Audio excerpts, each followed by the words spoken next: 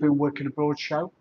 We're live and we're talking about our weekly um, issues for expats living and working abroad. Although we're primarily based as a UK company, we've got an EU office in Cyprus. It supports EU and Middle East workers, and we're the centre of the world at the moment, as we'll discuss. But first of all, we're looking forward today, start of October, to the harvest moon and the tax creep that's coming on with that. So the big harvest moon on the 6th of October might be a bit scary, a bit red, a bit raw, demons, winter's coming, um, but also the budget's coming. Now the autumn budget's been put off. The current British government, they did a big tax take last November and at the start of November, Halloween time, and they've put it off to the end of November this time to see what's going to bring. But winter is coming, tax take is going to coming, and that's what we're looking at the tax creep with the harvest moon. What is needed to control spending by governments, whether you're the EU, whether you're Trump's America, or whether you're the UK, is first of all, you need to freeze spending. You need to stop spending, stop pay rises, stop pension increases, benefit increases, staff level recruitment. In the EU, everything is let's do index linking. But if you stop putting up the prices, then it stops the inflation. It becomes a cyclical thing. If you stop the indexation, that itself is deflationary. You'll stop the prices going up. Why can't things just be the same every year? What you then need to do for a bloated civil service or bureaucracy is stop recruiting people, stop adding people to the payroll of government public sector and start outsourcing the work. Give it to business and enterprise for them to create that, not with um, insider dealing and closed shops, but with genuine supporting private business to build the roads, to build the houses, to do the jobs for you, especially in healthcare and medical care. We see in Cyprus where we've got a fantastic health system where everything is outsourced. So there's no waiting lists. You can see a doctor, you can have a test, you can have a consultation. Now, why not? It's the same system, except that in the UK, everything is channeled and funneled through the gatekeeper, which is the GP. As you stimulate the private sector, the economy grows, inflation reduces, and it reduces the cost of government borrowing. The British government borrowing is at record highs, and they borrow their money from gilts and the money markets, and the interest goes up and up on those. So taxpayers have to pay the borrowing back and the interest on that. Um, to stop spending money bringing private enterprise back into the state sector, release the people to generate that, contract out the services, and that will bring forward a lower inflation and stimulate the economy so we can all progress and move on. That's the thought with the harvest moon this week. Enjoy that big full moon this week, and hopefully we'll get a more encouraging future to come with the tides of change. If you want to contact us for free review and discuss the options for living and working abroad or relocating overseas, your business or your investments, contact us at ProACTPartnership.com for a free review and advice and guidance for people living and working abroad around the world. I want to go through a couple of other topics now that we're discussing in our series.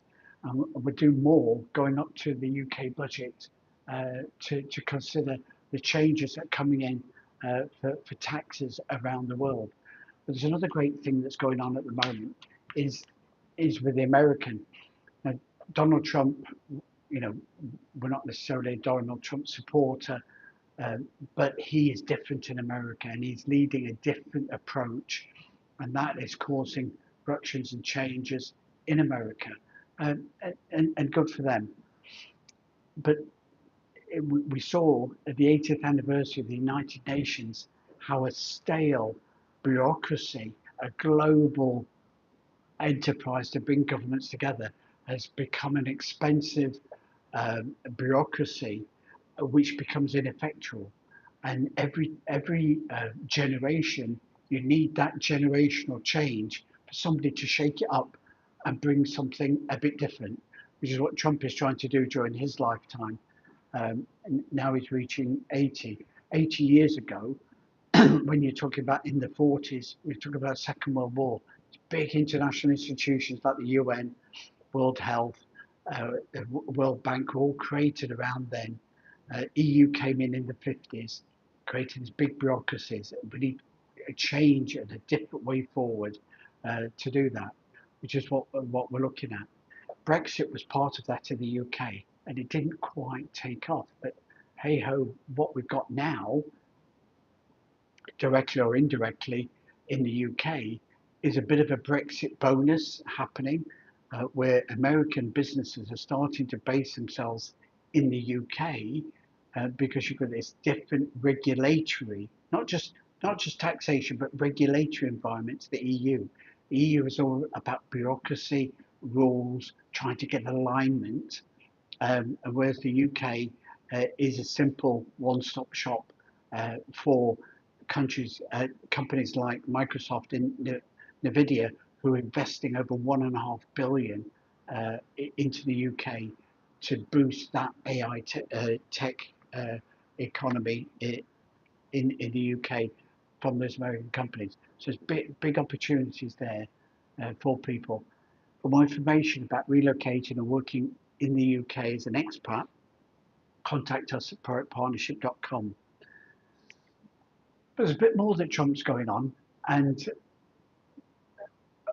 why do I notice these things? Well, last week, Donald Trump was meeting up with the Turkish president to do a deal. There's all sorts of macro political moves which are beyond us, but the ructions over the last few years is that potentially a country like Turkey is not in the EU, but would like to be, but it's not in the Middle East and doesn't want to be necessarily, aligning itself possibly with Russia, Belarus, and those countries, along with China. So there's a bit of a détente there, but NATO sorry, Turkey is a NATO member, um, and so it's very much part of the modern world. The history of Turkey, though, if you take the previous 500 years, the Turkish Ottoman Empire dominated the Middle East, North Africa, and Europe. And it was a major force and a major power that disrupted, partly by the British Empire, partly by the World War One, and associations with choosing the wrong side to fight along in the First World War over 100 years ago. So what we see now is a Turkey sitting down with President Trump. President Trump also wants to be a peacemaker. Is Turkey at war with anybody? Well, no, if it doesn't side with Russia and China against the Ukraine. But actually, look at it from the other side. Um, uh, Turkey is a NATO member, but Turkey is also in an international dispute. The island of Cyprus is a divided island where there's an unrecognised northern part of the island, notionally occupied by Turkey, but in fact it operates as a separate, independent operation. But under international law, the whole of the Cyprus Island is the Republic of Cyprus. The official languages of Cyprus are Turkey and Greek. But um, did Trump, when he sat down with the um, Turkish Prime Minister, President last week, did he discuss Cyprus at all? Did Mr. Peacemaker Trump discuss Cyprus at all? Now, this is purely my speculation. You heard it here first if it comes out. But then at the same time, the peace deal for Gaza, which is not that removed from Turkey, Syria, Lebanon, Gaza, Israel, the, the, the Trump deal has come up, and suddenly we find that the administration of Gaza is going to be done by Donald Trump. Now, there was also a bit of to do with the Israel Iran conflict. There's a lot of terrorist support by Iran in Lebanon, in Syria, in Yemen, which ironically has all been put down by Trump since he came into power. So Israel has done that, but the Americans, as we know, launching massive bunker busting bombs to take out the Iranian nuclear industry last year, was done in a flyby over Cyprus, Turkey, Cyprus, USA. Now, the other thing that you may or may not know is that the Americans are establishing a military base in Cyprus, a discreet one, but since Donald Trump came into power, um, Cyprus was accepted as an affiliate member of NATO. He wanted it to be a full member, but it wasn't allowed because of Turkish objections. Turkey is now talking to to Trump about doing a deal. Does it involve Cyprus? So Cyprus is an affiliated NATO member.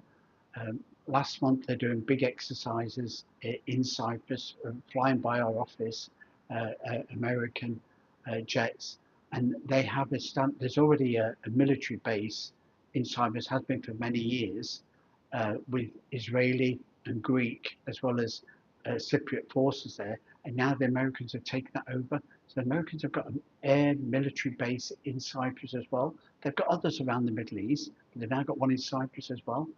So, is Cyprus on Donald Trump's agenda? Yes, it is. Does Donald Trump want to settle the Cyprus question? Maybe he does. Now, the reason I think he will is that Cypriot people are very, very keen to get into the EU Schengen zone. Cyprus is a full member of the EU, but not the Schengen zone. Two countries that are not in the Schengen zone at the moment are Ireland, which are not going to be because of previous laws aligning them with the UK, which is now a Brexit country, um, and Cyprus. So how can Cyprus get into the Schengen zone? It has to meet all the requirements of the EU. They did that in the EU Council meeting of December 24, subject to one rule issued by the EU Council. And for Cyprus, that is, they have to either unify the island, have one government, one state, the whole island with a proper border down the middle, as one country. Therefore, they've got to settle with the north and that dispute, or they've got to build a hard border. That would mean the Cypriots giving up sovereignty of half of their island and creating two countries on one island. That's not going to happen for whatever reason. The conflict between the north and the south has gone on for 50 years. I believe that Trump has got the Cyprus issue on his agenda to solve and to knock heads together to get the Greeks and the Cypriots and the Turkish talking, aligning, finding a way to agree so that by the EU Council Summit, they've got a settlement for Cyprus. Cyprus can then be joined in the Schengen zone. And the final Trump point for all this is that the president of the EU Council for each year is the president of a country. And in 2026, the president of the EU Council is a Cypriot president. It is destined to be. Trump wants peace. He wants peace in the Middle East. He wants peace in Gaza. He wants Turkey to be aligned with NATO and the West. He wants to build a strong Middle East. He's got strong Saudi associations. They want to put down the terrorist rogue state of Iran, which has already calmed down since the bunker buster. I believe Cyprus solution will be resolved this year to do that. If it is, um, it will mean that if you're a Cyprus tax resident and you've got a Cyprus ID card, you can use that to travel freely without a passport around all EU countries, which is great if you're an EU expat from the UK, because it cuts out the restriction. The Schengen zone, Europe, everywhere apart from Cyprus at the moment, Cyprus apply it unofficially. You're allowed 90 days in 180 in any 6 months uh, to stay. If you want a longer stays, up to 6 months at a time, you could do that in the UK. You can't do it in the EU. It's very, very strict. Penalties can be applied.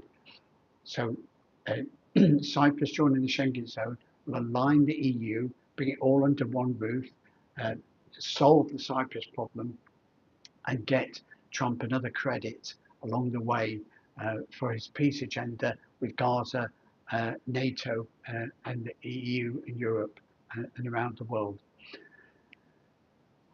For more information guidance on EU Schengen zone, residency visas for and EU Schengen travel visas for UK expats and expats around the world, contact us at proactpartnership.com. Winter's coming and I've got a cough already. Sorry for that. The theme for today is the harvest moon and the tax creep for the harvest moon. But let's look at some of the tax creep that can come in from where you are. The Cyprus government have already confirmed that they're not going to increase any taxes next year. They're going to maintain the existing system. So an expat living and working abroad in Cyprus can enjoy 0% tax on dividends, 0% tax on interest received, 0% capital gains tax on investments and property and shares, and 0% inheritance tax. So Cyprus is a very attractive place for expats living and working abroad based as Cyprus tax residents. If you as an individual don't want to live in Cyprus, you can still associate there. Cyprus's law is based upon English law, so trusts can be used. So we can use a family and a business trust to hold your business, property, or investment assets, or your pension assets, to protect them from capital, income, dividend, or inheritance gains around the world. If your assets are all owned by a trust, you don't have any probate when you die. If you have no probate, there's no inheritance tax assessment. So a British expat with a family trust could be paying 0% inheritance tax and avoiding the cost and delay of probate. For more information and guidance, contact us at proactpartnership.com. So let's have a look at some of the taxes that you get if you've got assets in the UK, and what you can protect if you consider, for example, if you own Chelsea Football Club and you want to protect those assets from UK capital gains and inheritance taxes and maybe some dividends as well, what could you do for that? First of all, with pensions, we're looking at some tax creep where could, in the current budget, the pension pot, the pension industry in UK is massive to pay the taxes to everybody. If you've got a particular fund though, you've got to get that money out. Everybody who's got a pension fund is the beneficiary of that pension fund. If that's based in the UK, it's taxed in the UK. You need to be, as an individual outside the UK, to start moving your pension away from UK tax liability for inheritance tax of 40% and income tax up to 45%. But bear in mind, in some countries like Canada, you can't move your pension away from Canada. If you've got a pension pot in Canada, a pension where the current Prime Minister is a former UK Bank of England governor, Mark Carney, a close civil servant working relation of Keir Starmer, the UK Prime Minister, if you've got a pension in Canada, you can't move it out. Now, in the UK at the moment, you can. So if you've got a 2 million pension pot or a 10 million pension pot, you can transfer that um, to another country where you are tax resident. So if you, as an individual, come to live in Cyprus, you can move your pension to be taxed in Cyprus, and then um, the tax from that pension fund going forward would only be 5%. It's a flat rate tax. So whether you draw 1 million, 10 million, 100 million a year, your tax that you draw on that pension fund is 5%. And if you're over 55, you can draw the whole of that pension fund out. So you can have a once in a lifetime 5% tax bill to liquidate your pension fund. But you as an individual have to be Cyprus tax resident to be able to do that. Now you've been able to do that for years. You can do it now. If the law changes in the next budget, if the tax creep extends to freezing and making pension funds a fixed tax, a fixed entity in the UK, you'll no longer be able to do that. Now, they've got form on this. Um, Many people used to consider, once they got the freedom to have a self-invested pension fund, of transferring that money to an offshore pension provider.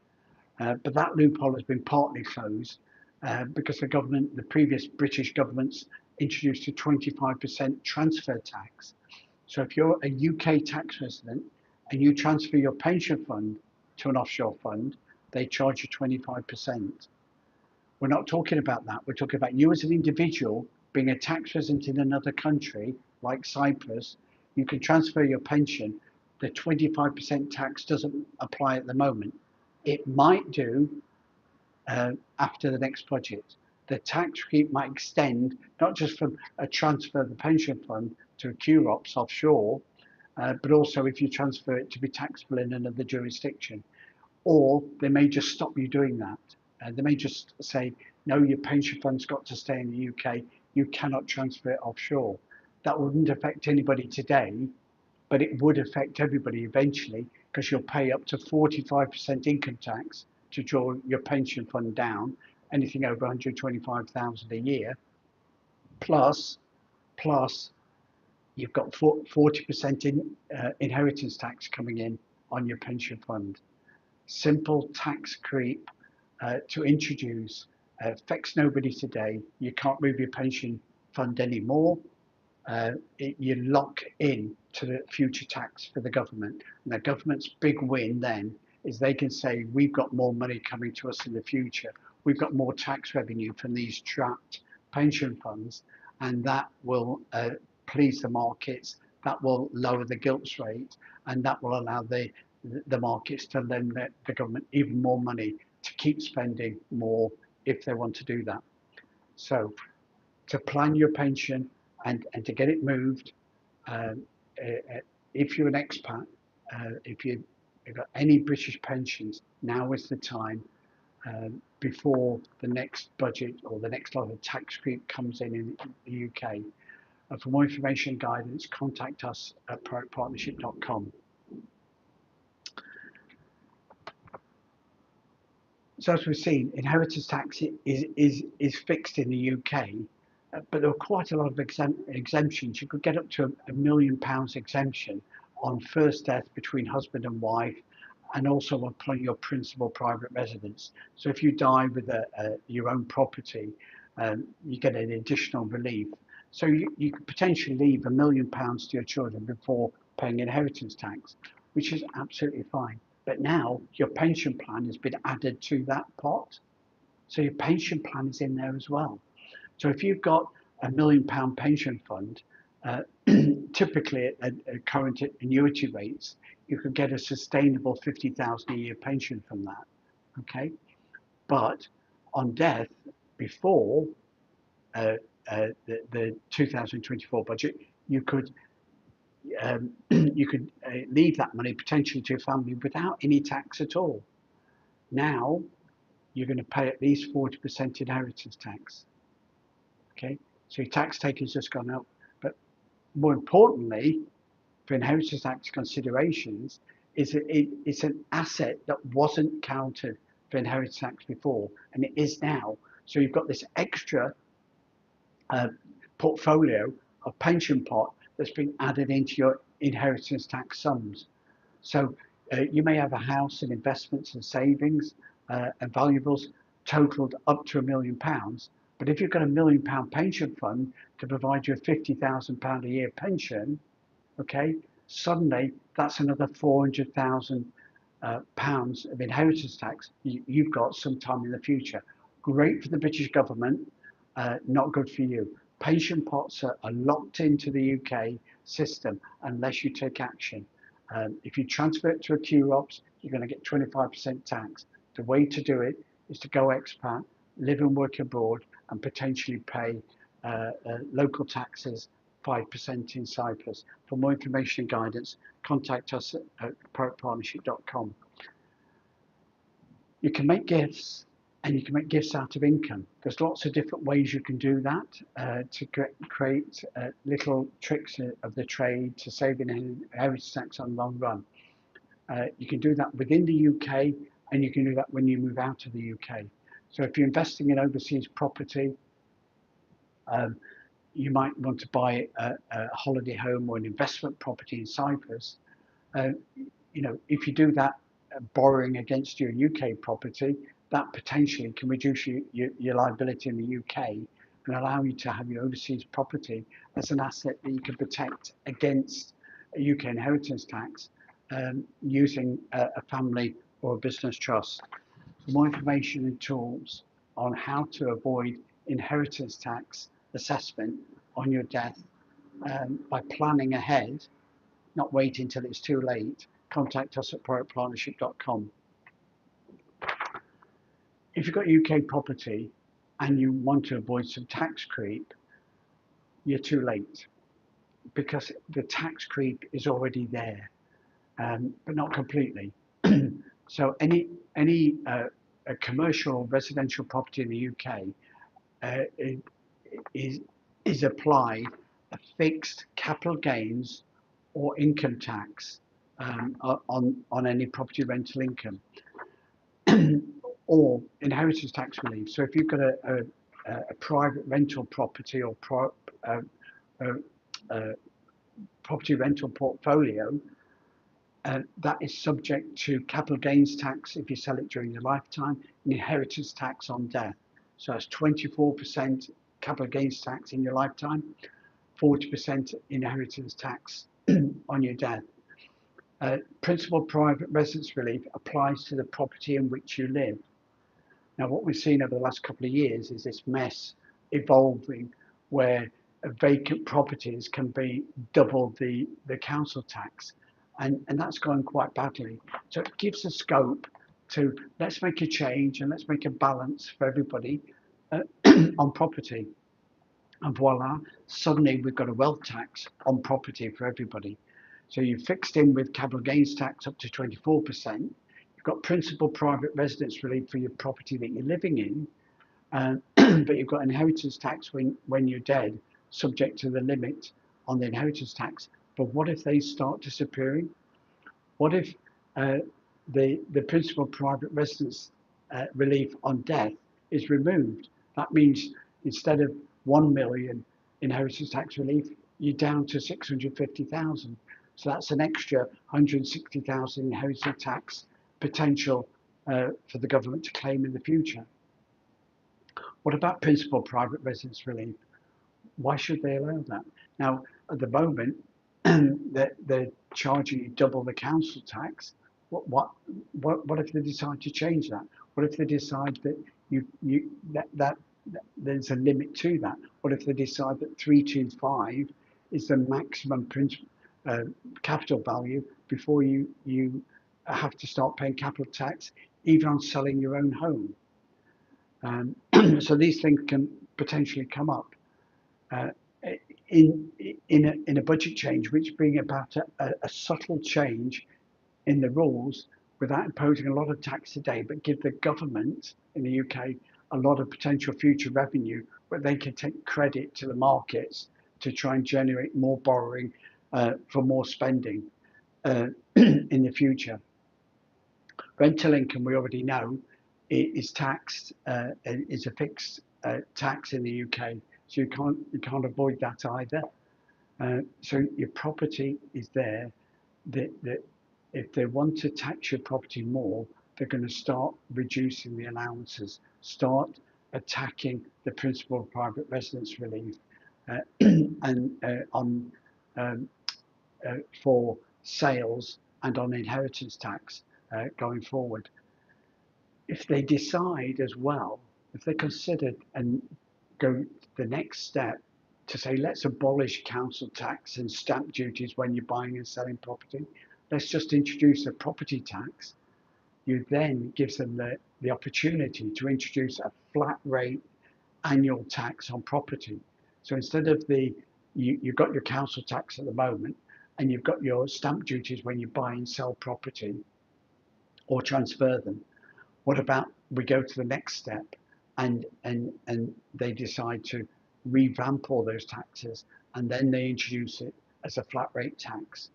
So it might be 1% or 2% of the value each year, and then you've got a wealth tax on property initially, and then it could be on shares and investments and portfolios as the tax creep goes on down the years.